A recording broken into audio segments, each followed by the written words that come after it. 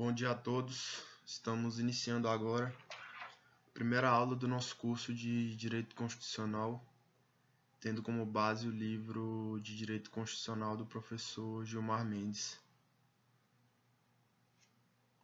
Bom, no que toca às noções introdutórias, que é uma espécie de preâmbulo ao livro. É importante pontuar nessas noções introdutórias que o direito constitucional é o ramo do direito que dá a estrutura básica do ordenamento normativo. Ele dá as regras matrizes de todo o direito positivo, quer dizer, é à luz do direito constitucional que os demais ramos do direito vão se organizar e é nele que os demais ramos do direito vão encontrar fundamento. Quer dizer, não pode haver um descompasso entre regras positivas de outros ramos do direito e o direito constitucional. O direito constitucional tem a missão de organizar racionalmente a sociedade, sobretudo nos aspectos políticos. É um estatuto do poder por meio do qual a sociedade se resguarda do abuso dos governantes. Essa última expressão é um estatuto de poder por meio do qual a sociedade se resguarda do abuso dos governantes. É o que historicamente a gente observa, vamos dizer, é a finalidade histórica, né, das constituições. O poder ele tem uma tendência a se expandir, né? E o governante ele tem uma tendência à tirania. E a Constituição, em alguma medida, ela estabelece um freio a isso, na medida em que estabelece essa moldura normativa e traça esse quadro de poder dentro do qual o governante, o gestor do poder vai atuar, dentro dele, não fora dele, não além dele, né?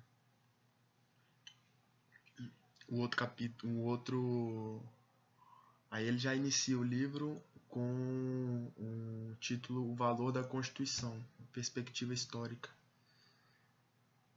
Ele diz: a Constituição atual tem origem próxima e sofre influência dos ideais liberais que inspiraram a Revolução Francesa e a Constituição Americana do século XVIII. Quer dizer, claro que a gênese da Constituição, se a gente for ir remontando, vai nos levar até a Grécia, até tempos muito, muito antigos, até o começo vamos dizer, do próprio direito. Mas do ponto de vista de uma influência mais imediata, uma origem próxima, a Constituição brasileira foi sobretudo influenciada pelos ideais liberais da Revolução Francesa, quer dizer, questão dos direitos e das garantias individuais, né? E a Constituição americana também muito forte na questão das liberdades individuais.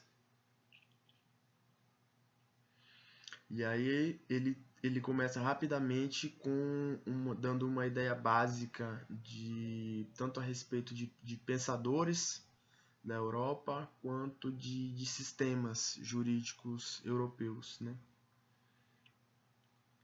E aqui eu vou relatar de forma extremamente sumária, né? E ele fala do pensamento de Bodin, né?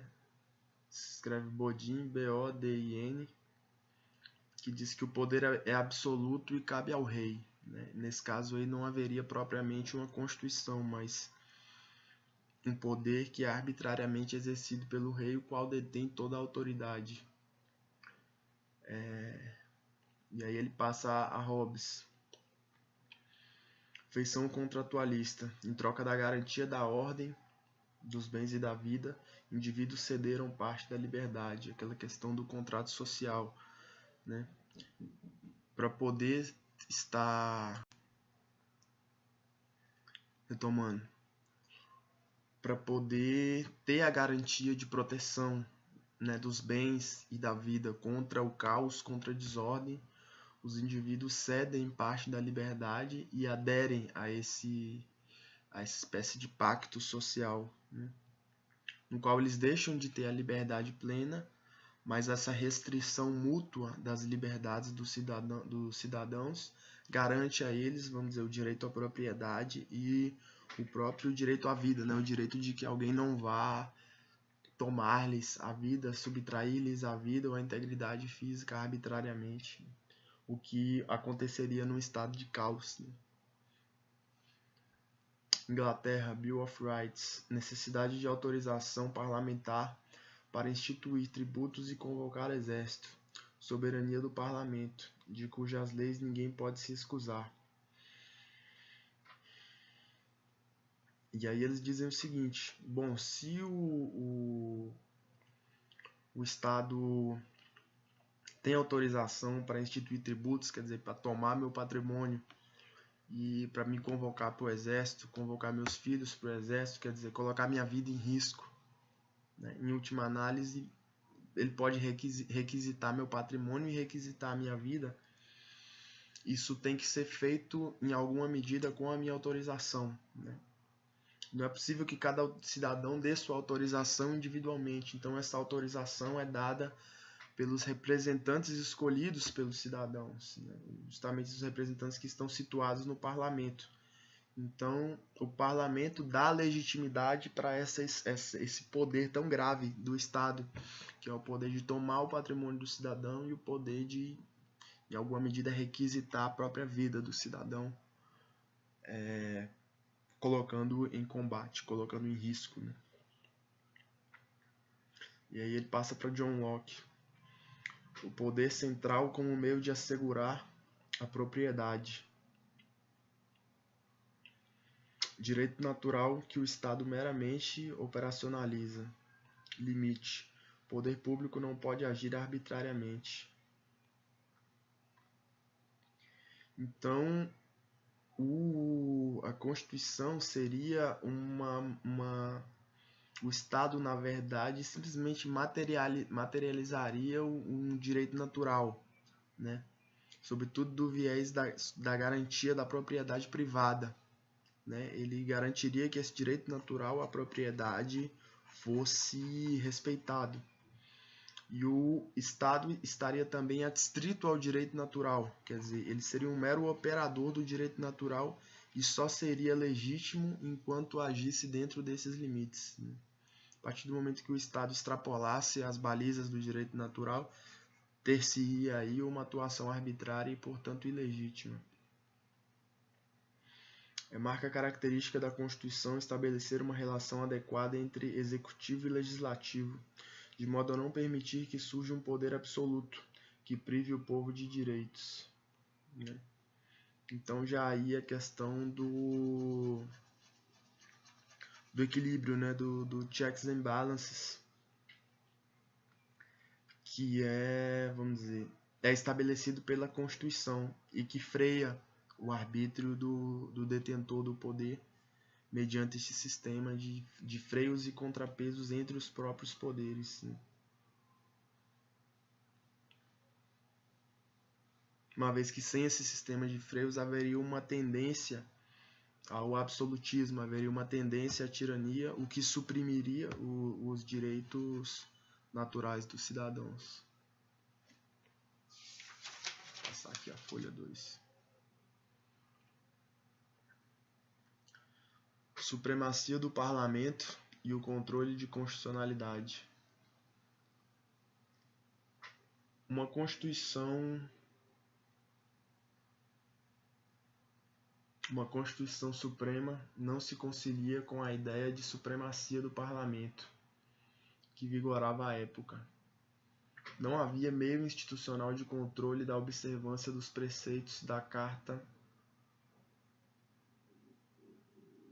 supremacia da lei e do parlamento, o que também tornava impensável um controle judiciário das leis, judiciário como órgão de aplicação mecânica das leis. Então, a essa época, notadamente, possivelmente por inspiração da Revolução Francesa, que trouxe o parlamento como órgão de legitimação máxima, né, uma vez que estariam ali os representantes do povo e a legitimidade do Estado derivaria desse poder outorgado pelo povo a esses representantes, né? De modo que a lei, quer dizer, a lei estabelecida pelo parlamento, a lei em sentido formal, tinha autoridade máxima. Não havia propriamente um mecanismo como há hoje, uma hierarquia propriamente dita e um mecanismo de controle à luz da Constituição, justamente por conta dessa autoridade plena do parlamento. E a desconfiança que recaía sobre os juízes, de modo a tornar o judiciário um mero órgão de aplicação mecânica das leis. É um órgão de mero ajuste social, de adequação das demandas levadas a ele à lei que já está fixada, e não um órgão de interpretação, de cotejo da lei com a Constituição e etc., como nós temos hoje.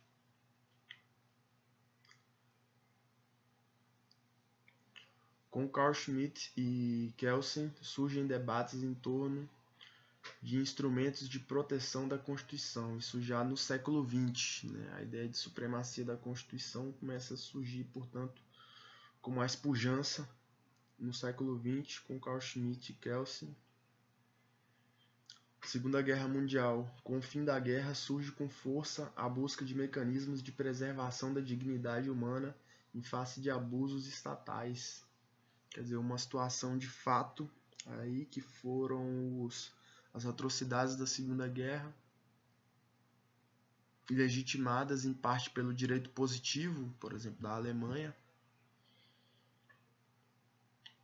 levou a essa busca, né? Essa busca da constituição de instrumentos jurídicos que garantissem a dignidade humana em face dos abusos estatais. Fortalecimento da Constituição como repositório de normas fundamentais, fortalecimento dos meios de resguardo da Constituição, surgimento da jurisdição constitucional que se alastra pelas nações democráticas da Europa.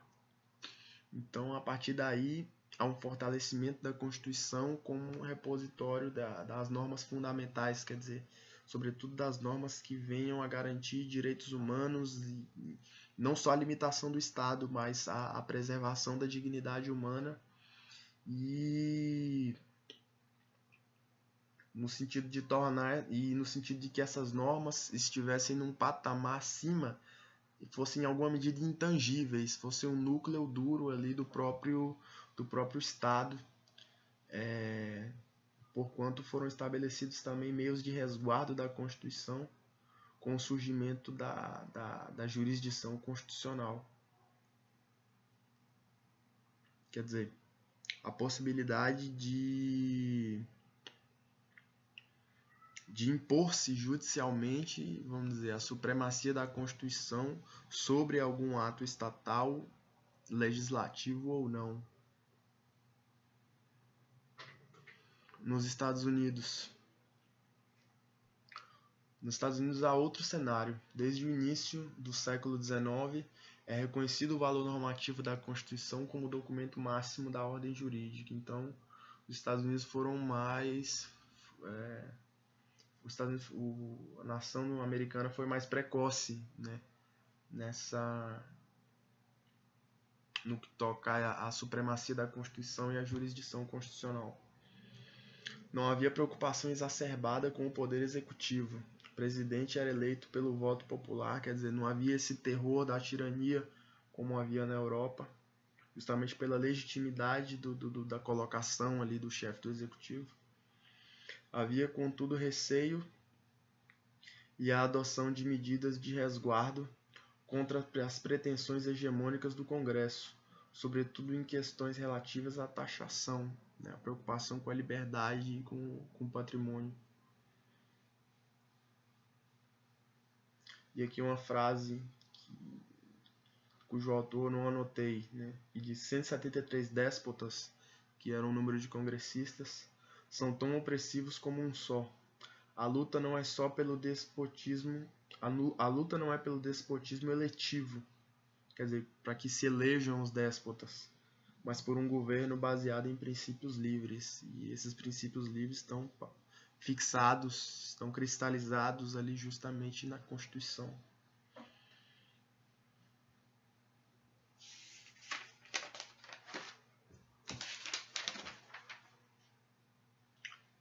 E houve um salto aqui da organização das folhas. Me perdoem. Vou retomar aqui, ó. Eu havia parado aqui em Locke e o direito natural, né? Vamos continuar aqui. Houve uma desorganização aqui. Retomando, voltando um pouco mais. Montesquieu, regime político moderado, equilibrado. Todo homem que tem poder é tentado a abusar dele e vai até onde encontra limites. A correta distribuição pela Constituição permite que o poder freie o poder, quer dizer, o famoso sistema de tripartição de poderes de Montesquieu. Rousseau. Contrato social. O povo é o titular do poder soberano. Pelo pacto, o povo forma um corpo político que renuncia à liberdade natural total em favor da liberdade civil, que é a submissão a um conjunto de normas estabelecidas pelo próprio povo. Possibilidade de revogação e mudança, soberania. Quer dizer, aquele mesmo esquema que nós já havíamos explicado em mais ou menos análogo ao sistema análogo a John Locke, né? A questão do contrato, a ideia do contrato social é essa, a renúncia à liberdade plena em nome de uma ordem que vai em alguma medida também garantir liberdades, né? Que vai impor restrições por um lado, mas por outro lado vai garantir liberdades que não estariam garantidas no sistema de liberdade total, justamente porque se há liberdade total, paradoxalmente não há liberdade total, porque a liberdade do outro vai acabar interferindo na sua própria, vai tolher a sua liberdade se a liberdade do outro for exercida de forma plena, quer dizer, se ele puder fazer o que quiser, inclusive com você e com seu patrimônio.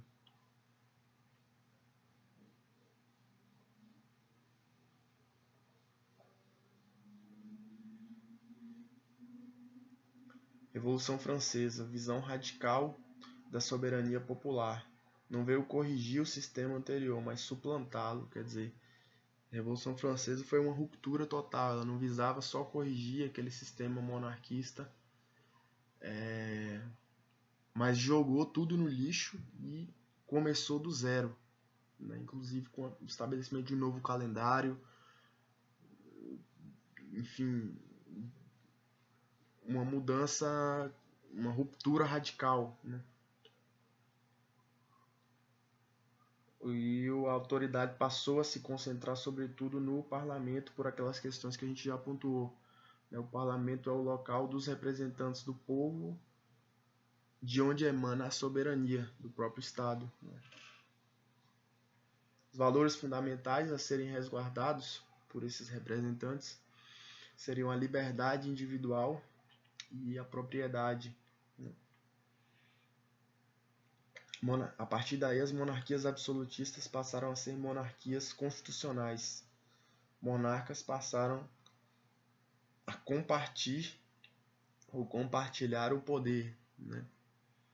Não havia mais o absolutismo cedeu o passo, então, porque o absolutismo, os monarcas absolutistas perceberam que esse poder concentrado, em alguma medida opressor, tirânico, levava a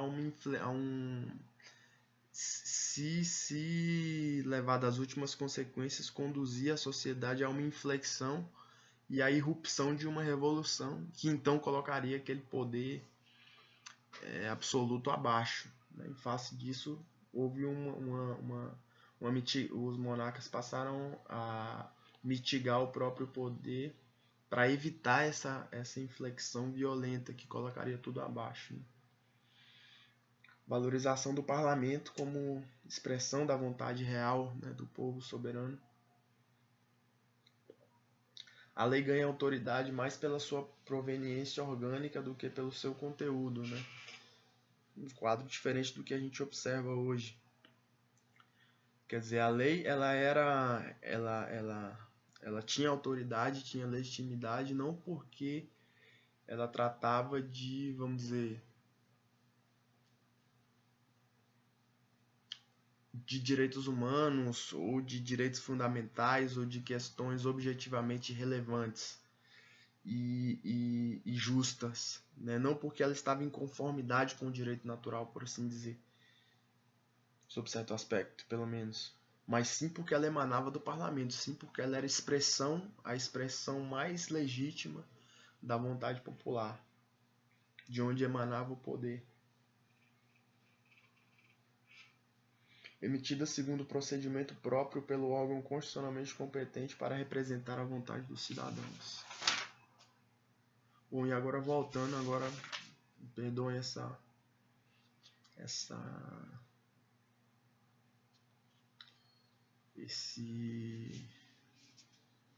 furo, né?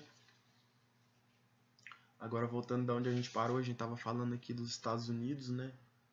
Antes desse retorno. A manutenção da liberdade não somente exige o estabelecimento de garantias para a sociedade em face do Estado, como também a proteção das minorias em face de um eventual abuso democrático. Quer dizer, a proteção não só da sociedade contra o Estado, mas da sociedade contra a própria sociedade, entendido como a minoria em face da maioria, né?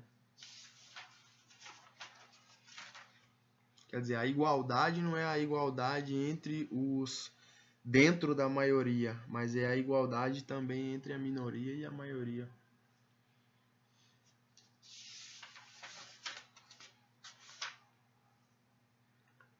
Bom, estamos aqui com 21 minutos. Vamos cessar agora.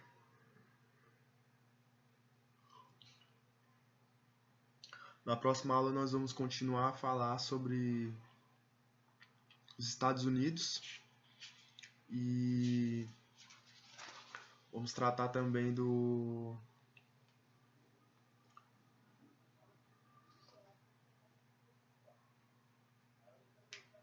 caso Marbury versus Madison, tá certo? Obrigado a todos pela atenção. Forte abraço e fique com Deus.